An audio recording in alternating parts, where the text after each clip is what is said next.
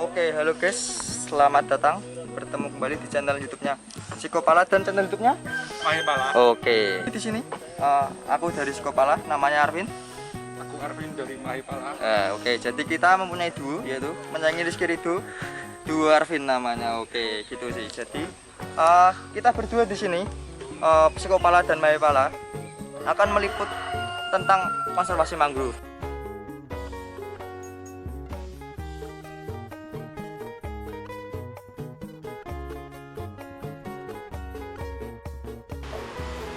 Oke, terima kasih.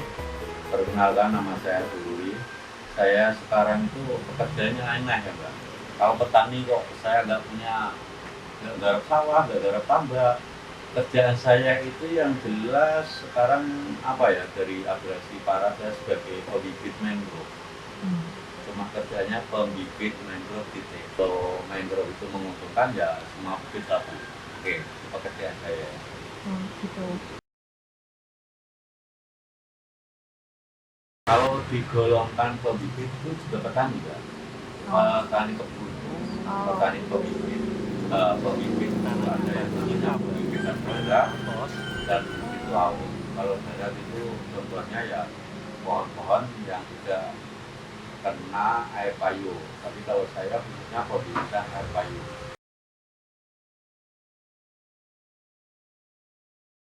Saya terjun ke dunia mangrove itu sebetulnya sudah lama, Pak. Sebelum tahun 90 itu sudah terjun ke dunia mangrove. Karena di sini kalau nggak ditambah, kan angkanya kan semakin tahun semakin berkurang. Iya. Jadi nama 95 itulah mulai kita bismillah, keprihatinan kita mangrove-nya beda yang bilang kena abrasi. Saya berarti alih profesi dari petani tambak menjadi petani pembibit mangrove. 50% otodidak lah, karena lapangan ya. Iya. Terus yang kedua mulai tahun 2001 itu untuk pengenalan mangrove kan perlu tahu kan.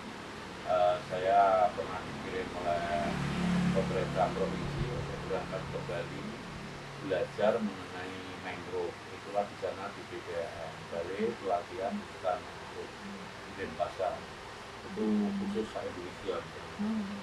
Setelah ke sana sampai setengah bulan biar tahu ekosistem mangrove seperti apa. Itu setelah mempelajari spesies mangrove dan sampai otodidak 50, yang 50% harus belajar. Untuk konservasi itu ada sekitar 4 tahapan ya, Pak. Untuk konservasi itu mempersiapkan lahan dulu, pengeringan lahan kecil-kecilan, ya pokoknya diperkirakan luasnya 300 meter atau 500 meter persegi. Kita keringkan, setelah itu awal mula itu pertama pembibitan. Iya. Pembibitan itu perlu disediakan polybag. Polybag itu plastik ya, diisi tanah dulu, terus baru didiamkan seminggu, terus baru diisi. Itu namanya proses pembibitan. Itu kalau sudah dibibitkan, proses yang kedua kalau sudah mendekati umur 3 bulan itu bisa dipanen. Kalau sudah dipanen, keempat bibit itu harus dikirim di mana. Kalau ditanam lokal maka kita mempersiapkan lokasi daerahnya. Ada enggak, aman enggak lokasi itu untuk kita untuk apa? Untuk penjajaran konservasinya itu. Nah, tenaganya siapa? Kalau sebagian biasanya saya membawa tenaga, nggak begitu banyak, pokoknya kelompok saya itu nggak lembaga kelompok mangrove lestari yang saya himpun keluarga saya sendiri. Kenapa kok kelompok mandiri Pak Doni? Karena kalau kelompok nggak mandiri biasanya nggak berjalan lama, Mbak, karena ujung-ujungnya uang. Nah, terus tenaga apa yang digunakan? Yang mau menanam itu rata-rata dari masing-masing dari perguruan tinggi yang cukup dibandingkan, baik PTS maupun PTS. Baik PTS maupun PTS Jawa Tengah itu yang senang konservasi juga, terutama yang dari PTS ada UNSA, ada UNSULA, ada UBI, terus ada USM, terus universitas apa yang ada di Semarang itu kan banyak sekali ya. Kalau betul itu termasuk UDINUS, itu swasta. Nah, tenaga itu apa mencukupi? Cukup bagi saya. Kalau nggak cukup, biasanya saya lanjutkan dari berikutnya. Itu tenaganya. Itu tahapan pertama yang jelas perlu disiapkan pemeriksaan. Setelah perlu disiapkan terus perlu kita ada perawatan selama 3 bulan itu. Kalau sudah umur 3 bulan, mulai bibit kita angkat. Kalau jual ya jual, kirim kemana. Itu langkah yang sudah. Langkah keempat itu perlu disiapkan lahan untuk penanaman. Nah, yang terakhir tenaga siapa yang ya saya sama kelompok saya berapa orang terus nanti dibantu oleh mahasiswa dan saya dari atas.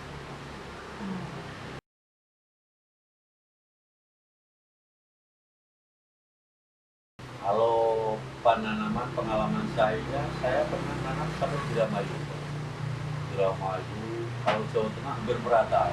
Kalau dari Brebes ke Malang ke Tegal, Batang, Pekalongan, Batang, Kendal, Semarang, Demak, sampai Rembang. Walaupun nilainya tidak sebegitu banyak, tapi hampir merata. Kalau diajak sana saya nanam sampai Gresik kan. Nanam sampai Gresik. Terus sekarang sudah mulai tahun 2015 saya sudah mulai merambah ke biji.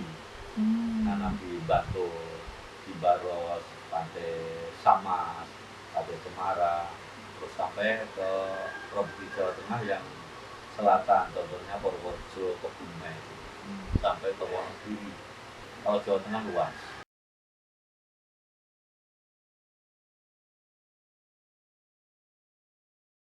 Kalau penanaman itu pasti ada kematian ya Pak ya. Kehidupannya mangrove itu apa yang dibayangkan dan seperti yang dibayangkan. Kehidupan mangrove itu 50% sudah bagus. Tapi cara bagus lagi gimana?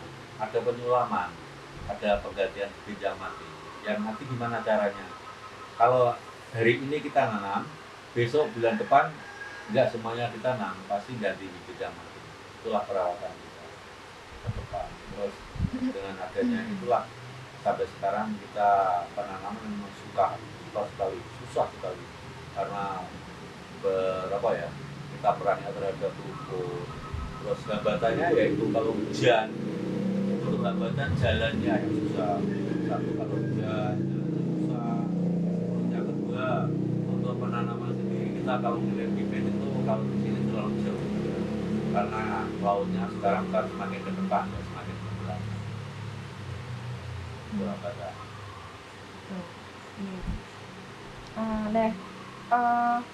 Suka dukanya Bapak selama menjadi petani mangrove itu apa sih Pak? Ya karena dipikir dukanya banyak sekali ya Mbak. Dulu waktu berjuang ke lingkungan dari 95 sama beliau Profesor Sudarto saya dibina itu banyak sukanya dan dukanya itu banyak sekali. Nah dukanya dulu ya, yang dukanya itu ya apa bibit itu bisa laku terus tiap bulan kan enggak. Kita membibitkan dengan angka 15.000. Ternyata bulan ketiga wayai panen bibit gak ada yang nanti. Itu sukanya, apa dukanya kan. Itu juga berarti kita mengalami kerugian.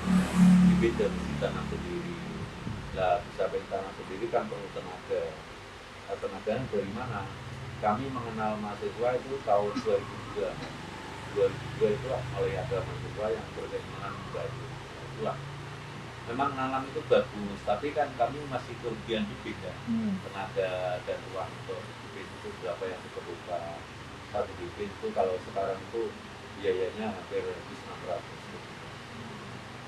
Ya daripada nggak tertanam, umurnya sudah tua, terpaksa kita tanam. Nah itulah sukanya, dukanya kan. Dukanya banyak sekali. Bibit tidak laku, tidak punya sponsor, dan sosok nanam, sosok ekonomi nggak menentu lah sampai tahun 2005 itu ekonomi nggak menentu. Dari 95 sampai 2005 itu ekonomi nggak menentu. Istilahnya laparnya sama kenyangnya banyak laparnya Mbak.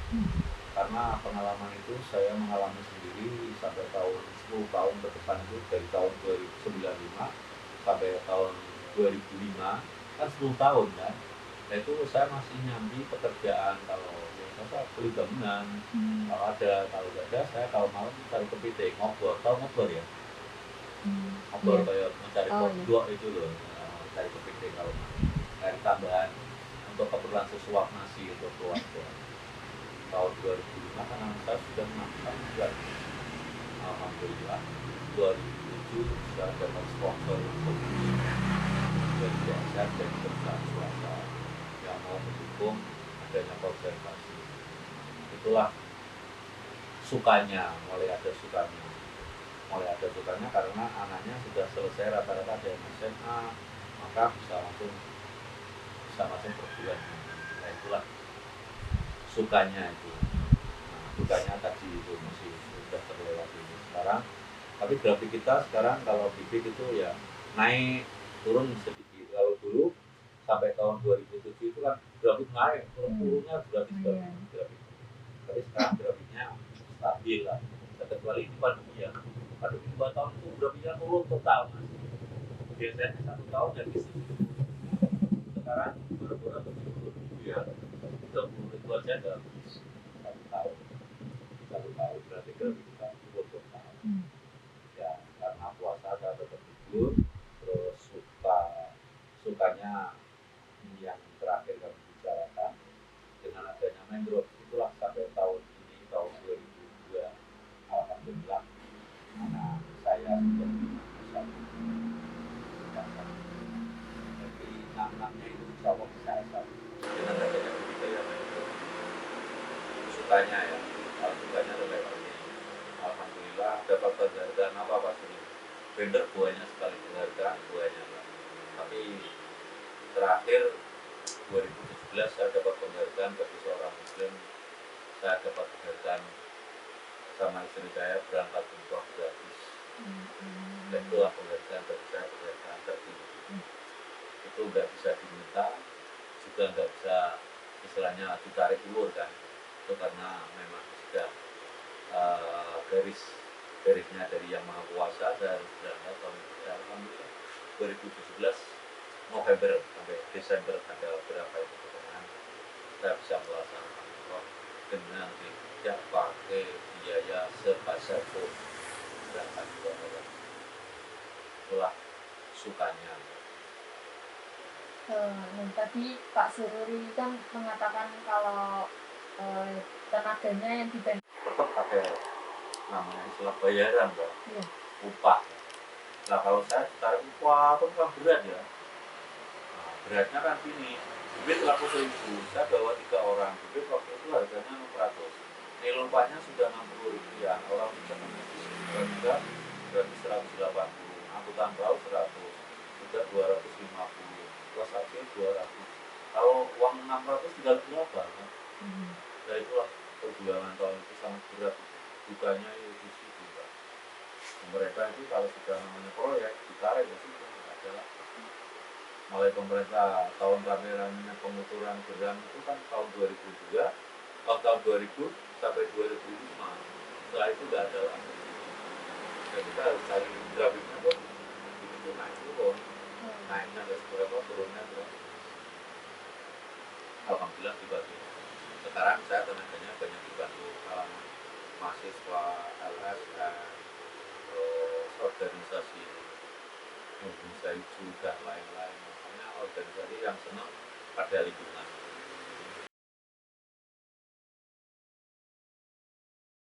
Itu kalau pewarna kita cari yang bibit yang mati nggak terpakai, contohnya yang digambar nanti ada. Itu dicacah-cacah itu kan nanti dijemur beberapa jam terus direbus itu pewarnanya kan di belakang jenengan itu di almari kan jadi batik mangrove. Bibit yang sudah tidak terpakai itu nanti direbus dan pewarnanya coklat muda, coklat tua. Kalau menginginkan coklat tua, nanti kalau jadi batik itu pencelupannya lebih lama. Terus kalau menginginkan warna agak muda itu cuma berapa celupan. Itu yang dari limbah, daun, dari bibit yang mati kita kuliti. Kalau mati kan ada, pasti ada. Umur berapa tahun nggak ada apa-apa. Sama kan? Sama manusia, sama pohonnya sama kan, nggak tahu ada penyakitnya juga kan? Tapi kita kan nggak ahli dalam penyakit kan, yang kita tahu kan cuma nanam, kasih hasil bisa hidup suap. Kalau saya baca di Google nih Kak, eh, buah mangrove itu bisa dibuat dodol, menjadi dodol. Nah, itu benar atau enggak? Mangrove itu bisa dibuat segala-galanya, Mbak. Dan ada juga sebagian yang bisa dibuat segala-galanya, ada sebagian yang nggak bisa.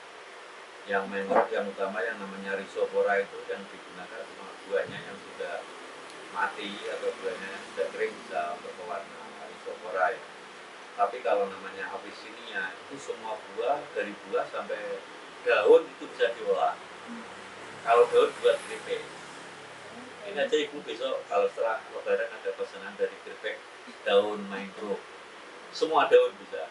Terus buahnya mangrove nggak semuanya bisa. Yang dari Abyssinia itu bisa diolah menjadi bolu, topon dan lain-lain. Tapi semuanya tetap pakai campuran, campur. Karena murni itu kan nggak bisa direkan kan.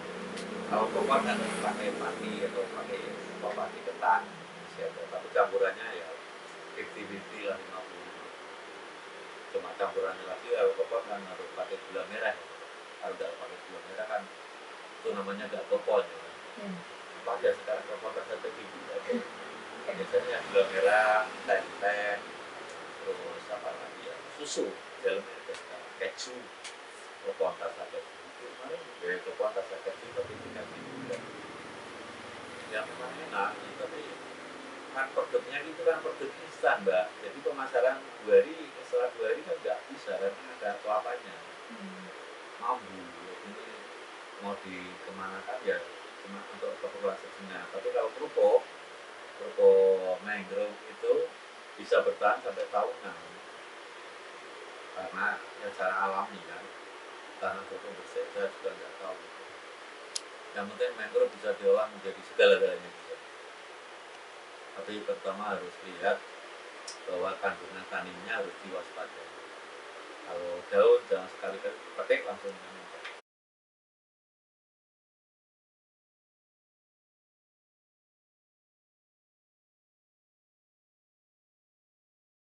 Terima kasih Mas, adik-adik atau Mas ya, adik-adik ya, adik-adik. Saya luruskan dulu, jadi bukan DLH ya. Kalau dinas lingkungan hidup itu adanya di kabupaten kota. Nah, untuk di Provinsi Jawa Tengah ini dinas lingkungan hidup dan kehutanan Provinsi Jawa Tengah. Jadi ada 2 bidang dalam satu dinas. Nah, kami dari cabang dinas kehutanan Provinsi Jawa Tengah wilayah 3 khusus menangani terkait bidang kehutanan.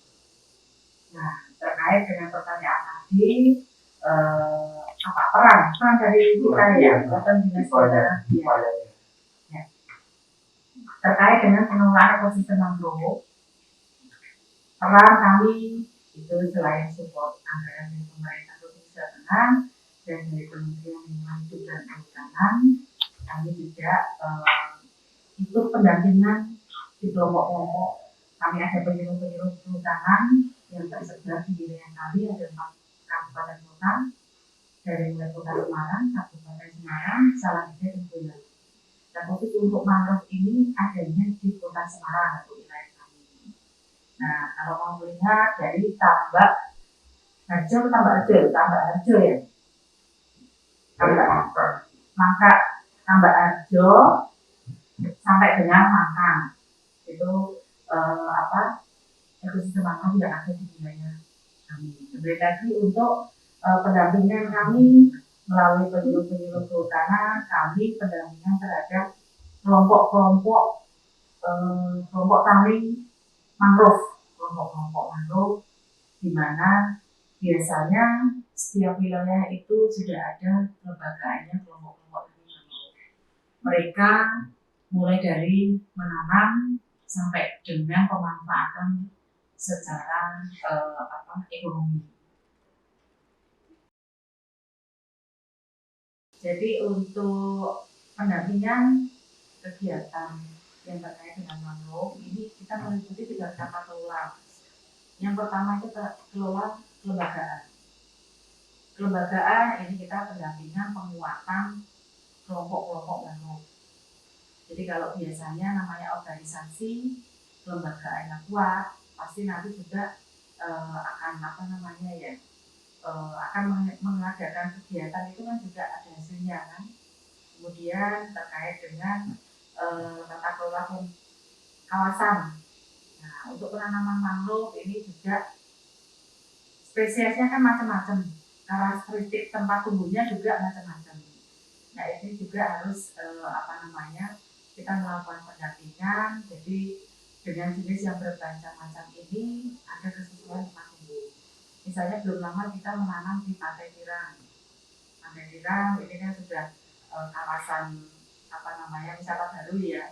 Di sana kan ada dua apa namanya ya, dua lahan, yang satu itu pasir, yang satu itu ada lumpurnya. Nah, ini kan bisa ditanami jenis Rhizopora, yang satunya yang pasir bisa jenis api-api. Nah, seperti itu terkait dengan kelola kawasan. Dan apa?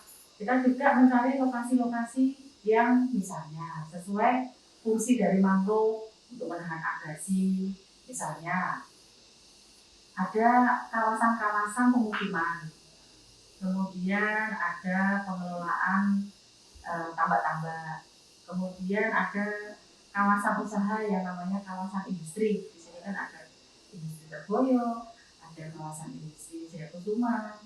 Nah, itu kan juga mereka perlu kita melakukan koordinasi. Untuk apa? Jadi kalau kawasan industri yang berdampingan dengan bibir pantai, ini misalnya nanti menghindari terjadinya abrasi, perlu benteng kan. Nah, itu kan dari jenis-jenis mangrove. Kemudian sesuai manfaatnya, mereka kan juga mengambil air dalam tanah kan. Nah, mengambil air dalam tanah itu, kita tahu semua kalau air air laut, air pantai itu kan kandungan garamnya tinggi. Itu pasti akan menyebabkan untuk industri itu misalnya peralatan operasional mesin-mesin mereka mudah menjadi poros, ya kan, apa Jawanya kayak mas karatan. Nah, itu kan juga salah satu fungsi mangrove itu mengurangi aerase, intrusi air laut. Jadi masuknya air laut ke dalam daratan itu bisa dinetralisir diangkat oleh daratan mangrove. Terus misalnya di kawasan ini kan juga panas kan mas, yang sekarang mungkin buminya itu emisi gas rumah kaca ya, kan panas sekali. Nah, kita tahu semua jenis-jenis mangrove ini kan juga ya istilah Jawanya bisa mendinginkan. Contoh lah, kalau kita bernafas di dalam hutan kan bisa hutan darat, hutan mangrove, kita kan akan lebih segar bernafasnya daripada kita di lapangan atau di kawasan yang tidak ada tanamannya sama sekali. Tuh. Kemudian fungsi ekonominya kan banyak untuk masyarakat sekitar, nelayan-nelayan. Kita tahu semua kalau di ekosistem mangrove ini kan banyak biota laut yang tempat berbijaknya binatang-binatang laut, termasuk makanannya. Mungkin nanti bisa sekali-sekali ngecek kalau di ekosistem mangrove ini udangnya lebih besar, ikan-ikannya lebih banyak. Nah, itu salah satu fungsi ekonomi. Selain itu juga terkait kelola kawasan ini adanya habitat-habitat fauna yang tadinya misalnya burung kuntul, dia kan punya tempat persinggahan atau sarang rumah yang tidak semua jenis tanaman mau. Nah, contohnya di mangrove ini itu nanti juga kedepannya bisa jadi wisata burung. Nah, kita tahu semua karena apa? Ketika ekosistem alam ini tidak seimbang, siklus rantainya ada yang terputus, pasti kan nanti ada dampak negatifnya. Salah satunya itu, yang lain fungsinya masih banyak.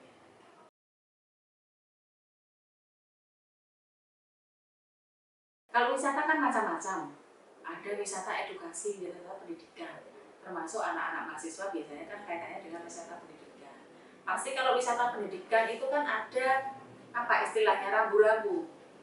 Beda dengan wisata yang secara umum, orang wisata membuang sampah sembarangan, ngambil tanamannya atau produk-produk dari tanaman sembarangan. Nah, itu salah satunya untuk mengamankan bisa wisata edukasi. Atau dengan wisata tersebut ini juga khususnya masyarakat jadi tahu fungsinya seperti apa. Pastinya nanti pengelolanya kan harus membuat semacam misalnya rambu-rambu larangan, ya kan, himbauan. Nah itu kan bisa. Jadi tidak wisata itu terus merusak, tidak. Nah dari situ juga apa, pengelola. Ketika kita mempertahankan ekosistem mangrove kan butuh biaya banyak. Nah dari pengelolaan wisata ini, dari pengelolaan mangrove kan butuh anggaran bisa didapat untuk mengembalikan lagi, untuk pemeliharaan lagi ke ekosistem mangrove. Sudah banyak mas kelompok-kelompok yang melakukan ekowisata, lokal wisata, pengembangan wisata melalui mangrove. Di Semarang juga banyak.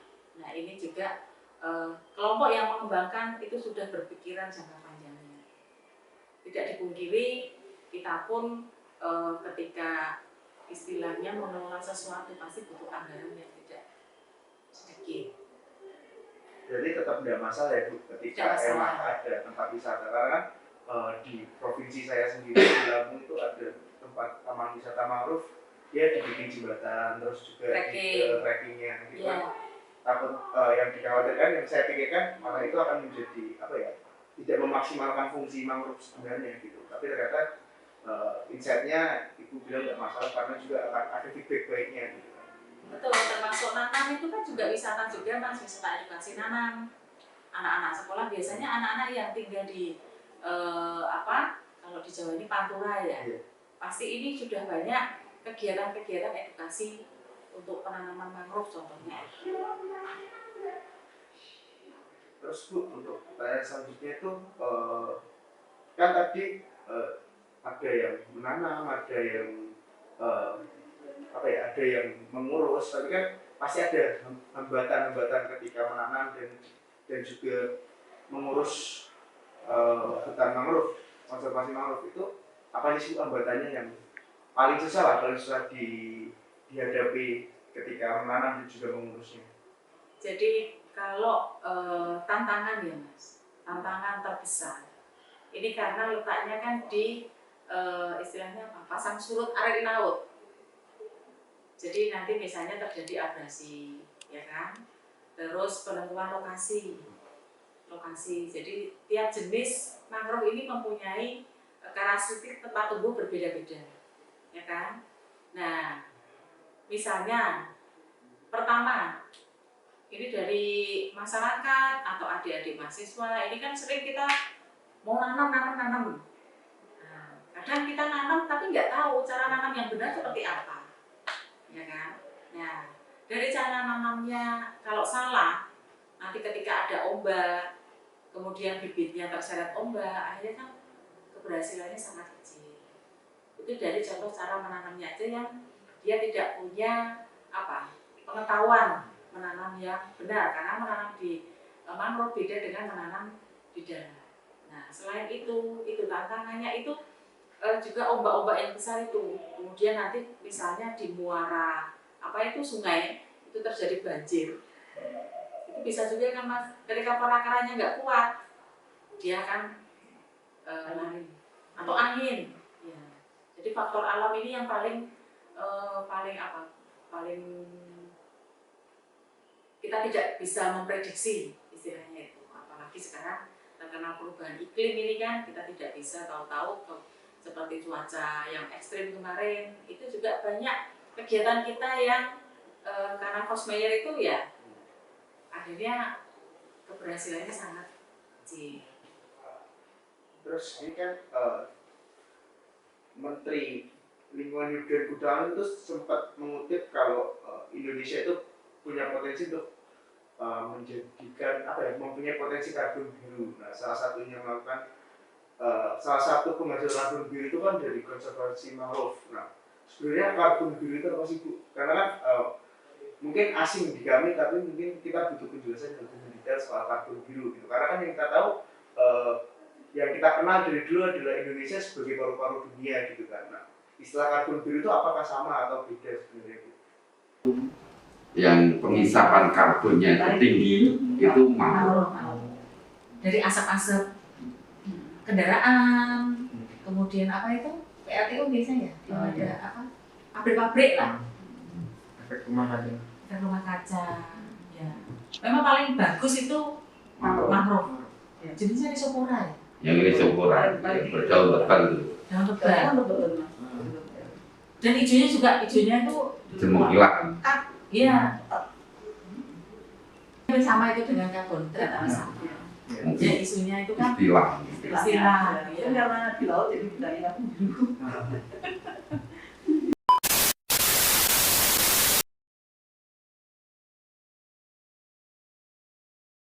Gitu teman-teman. Lah ini salah satunya buah mangrove-nya. Ini namanya apa mas? Ini Buah. namanya buah dari tanaman Chilocarpus sp. Nah itu SP nggak tahu SP berapa itu. Sudah 3, Mbak ini udah berapa bulan ya mbak? 6 tahun. Oke. Ini bisa buat luluran Hmm. kalau di Bali. Ya, paling mahal harganya ternyata. Tapi dicampur dengan beras ketan gitu teman-teman. Jadi ini nanti diparut, jadiin serbuk lah itu buat luluran. Bisa buat memutihkan kulit. Apa Anda mau makan?